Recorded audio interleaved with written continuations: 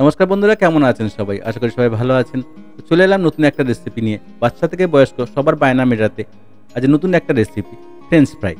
তো এই ফ্রেঞ্চ ফ্রাইটা কিভাবে বানাবো আর কি লাগছে রেসিপিটা বানাতে দেখে নেব স্টেপ বাই স্টেপ। তো চলুন শুরু করব আজকের রেসিপি ফ্রেঞ্চ ফ্রাই। খুব সুন্দর একটা রেসিপি শেয়ার করলাম। আশা করি আমাদের ভালো লাগবে। আর যদি রেসিপিটা ভালো লাগে তো কমেন্ট করতে ভুলবেন না। কমেন্টে জানাতে ভুলবেন না রেসিপিটা আমরা কেমন লাগলো। তো বন্ধুরা, এই রেসিপিটা বানানোর জন্য আমি নিয়েছি এখানে ৩ খানা আলু, নতুন আলু ৩ খানা। তো আলুগুলোকে আমি কেটে নেব পিস পিস করে। দেখুন এমনভাবে পিস পিস করে আলুগুলোকে কেটে রেডি করে নেব। খুব মোটা হবে না, খুব পাতলা হবে না, মিডিয়াম সাইজের এগুলো আমি কেটে নেব। দেখুন এমনভাবে সবগুলোকে কেটে আমি রেডি করে নিয়েছি। তো এবারে আমি এটাকে বয়েল করে নেব, হালকা একটু হাফ বয়েল মতো করে নেব। বয়েল করার জন্য এখানে আমি জল বসিয়ে দেব। জল দিয়ে দেবো লবণ স্বাদ মতো। লবণ দিয়ে জলটা গরম হলে আমি আলুগুলোকে সিদ্ধ করে নেব ৩ থেকে ৪ মিনিট। ঢেকে আমি আলুটাকে সিদ্ধ করে নেব। তো আলুটাকে বেশি সিদ্ধ করব না, বেশি সিদ্ধ করলে ভেঙে যাওয়ার ভয় আছে। তো ঢেকে আমি হালকা হাফ বয়েল মতো করে নেব। তো এখানে ঢেকে দেবো। ঢেকে আমি ৪ থেকে ৫ মিনিট এটাকে বয়েল করে নেব। দেখুন বন্ধুরা, আলুটা আমার রেডি হয়ে গেছে। তো এটাকে আমি এবার ছেঁকে তুলে নেব। আলুটা আমার সিদ্ধ হয়ে গেছে।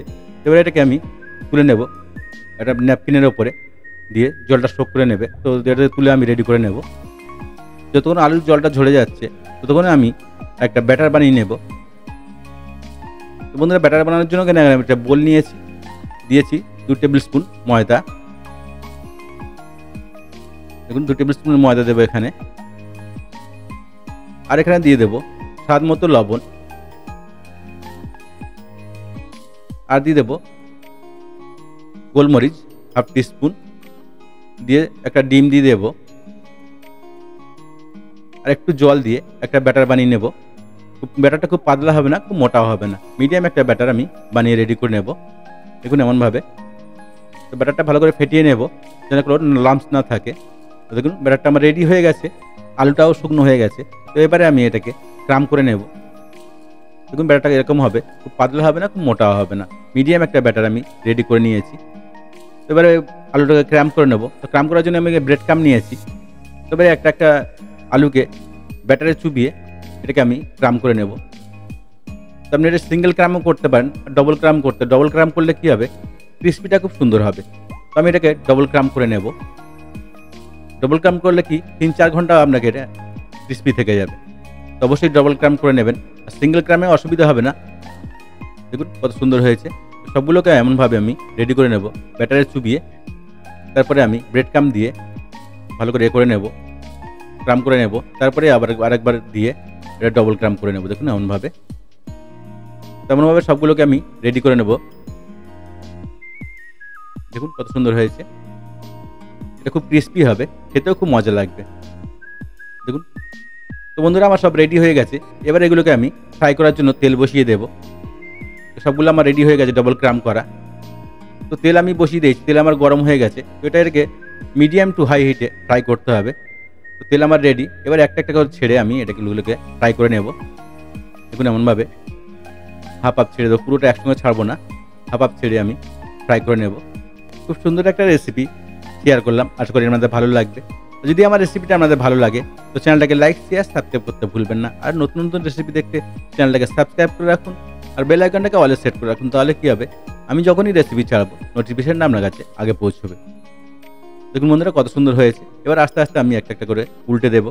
এটা উল্টে পাল্টে ভালো করে আমি ক্রিস্পি করে ফ্রাই করে নেব। বাচ্চা থেকে বয়স্ক সবারই পছন্দের এই রেসিপিটা। অবশ্যই বাড়িতে ট্রাই করবেন।